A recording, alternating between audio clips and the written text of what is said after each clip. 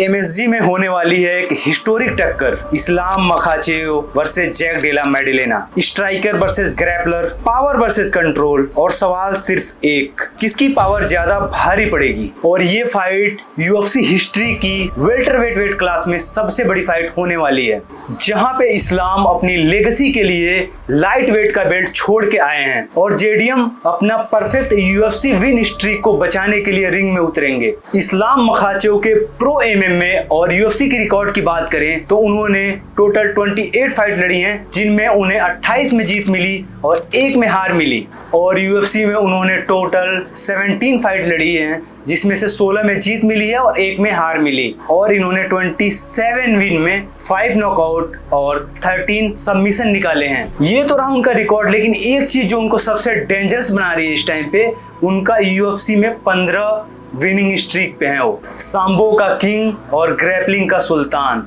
Islam Makhachev. और अगर JDM की बात करें तो उन्होंने टोटल प्रो एमएमए में 20 फाइट लड़ी हैं, उसमें से उन्होंने 18 में जीत मिली, जिसमें उन्होंने 12 नॉकआउट निकाले हैं और 2 सबमिशन से जीत ली है। और यूएफसी में अभी तक वो हारे ही नहीं है, 8-0 के रिकॉर्ड को अपना बरकरार रखा है और उनका नाम ही है ऑस्ट्रेलियन नॉकआउट मशीन। अगर बात करें तो एक तरफ है कंट्रोल का मास्टर इस्लाम और दूसरी तरफ है पावर का किंग जेडीएम। इस वीडियो में हम पावर कंपैरिजन जो है उसको अलग अलग सेक्शन में बात करेंगे।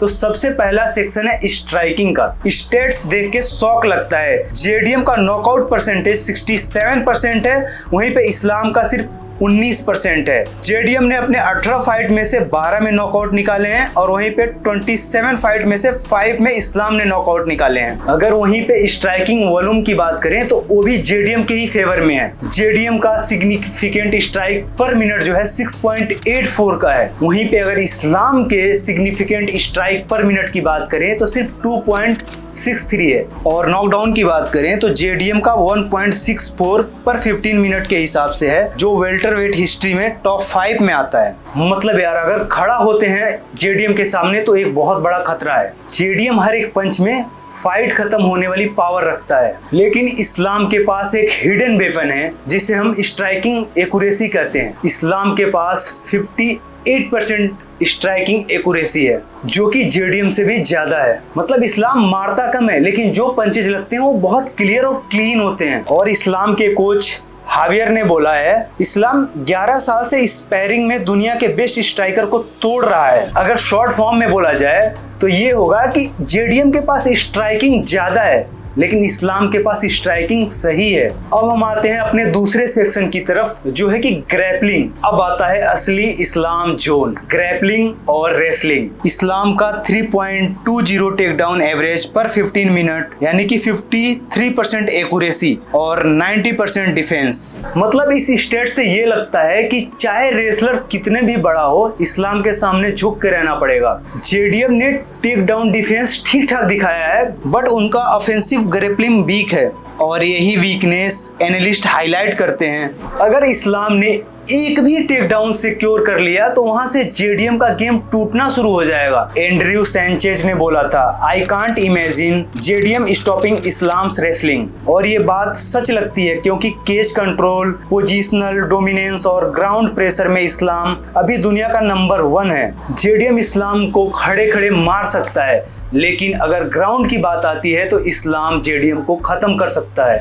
और हमारा अगला सेक्शन जो आता है वो फाइट आईक्यू और स्टेमिना का आता है। इस्लाम के फाइट आईक्यू पे कोई डाउट कर ही नहीं सकता, क्योंकि वो pound for pound king Alexander Volkanovski को 2 बार हराया है और मोइकानो जैसे सबमिशन स्पेशलिस्ट को राउंड 1 में ही फिनिश कर दिया। फाइट के बीच में एडॉप्ट करना उसकी सबसे बड़ी स्किल है। वीकनेस तो कुछ खास दिखता नहीं है मुझे इस्लाम में, बट एक लंबी वॉर हो या लंबी फाइट हो तो उसमें कंडीशनिंग को लेके अगर अच्छा स्ट्राइकर है तो उसमें उसकी स्ट्राइकिंग टेस्ट हो सकती है, जो कि हम वोल्कानोव्स्की के फर्स्ट जो फाइट थी उसमें लास्ट मोमेंट पे हमने देखा था। जेडीएम का अग्रेशन और प्रेशर स्टाइल बहुत ज्यादा डेंजरस है, वो अपने ओपोनेंट्स को ब्रेक करने में एक्सपर्ट है, लेकिन कभी भी उसका गैस टैंक इस्लाम जैसे ग्राइंडर के सामने 5 राउंड के लिए टेस्ट नहीं हुआ। इस्लाम जो है वो दिमाग से लड़ता है, लेकिन जेडीएम दिल से लड़ता है।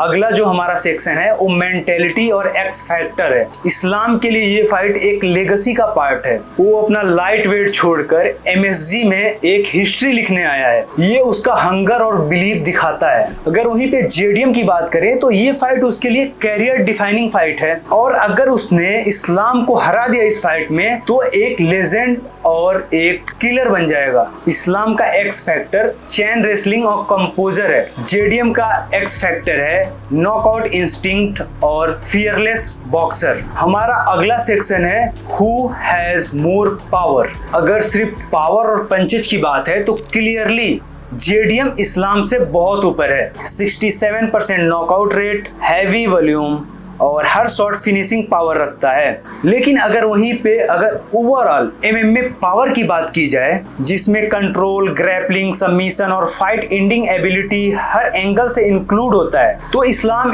एनी टाइम JDM से बहुत ही ज्यादा डेंजरस और खतरनाक फाइटर बन के निकलेगा। और सबसे अच्छी बात यह है कि इस्लाम अपने ओपोनेंट को खत्म करने के लिए सिर्फ एक अच्छे पंच पे डिपेंडेंट नहीं है। उसके पास 13 सबमिशन है और वो जब तक केज में है 1 सेकेंड में फाइट पलट के रख सकता है। JDM के हाथ में नॉकआउट पावर है, लेकिन इस्लाम के हाथ में पूरा गेम का कंट्रोल है। MSG का ऑक्टागन तय करेगा क्या JDM का पावर इस्लाम के एम्पायर को तोड़ देगा या इस्लाम अपनी रेसलिंग और फाइट IQ से एक और चैंप बनेगा। और इसका जवाब हमें UFC 322 में मिल ही जाएगा। और स्पेशली मुझे लगता है कि इस्लाम का इस फाइट में एक अपर एज होगा, क्योंकि JDM के पास सिर्फ एक तरीका है फाइट जीतने का, वो है नॉकआउट। लेकिन इस्लाम के पास हर जगह से फाइट खत्म करने का तरीका है। वो चाहेगा तो नॉकआउट निकाल सकता है, चाहेगा तो सबमिट कर सकता है, चाहेगा तो डिसीजन से विक्ट्री ले सकता है। उसके पास गैस टैंक का भंडार है। लेकिन अब देखना यह है कि UFC 322 में कौन अपनी पावर को प्रूव करता है, ये तो उसी रात पता चलेगा। तो दोस्तों ये था वीडियो। अगर वीडियो अच्छा लगता है तो आपको मालूम है क्या करना है। सबसे पहले तो कमेंट करना है कि आप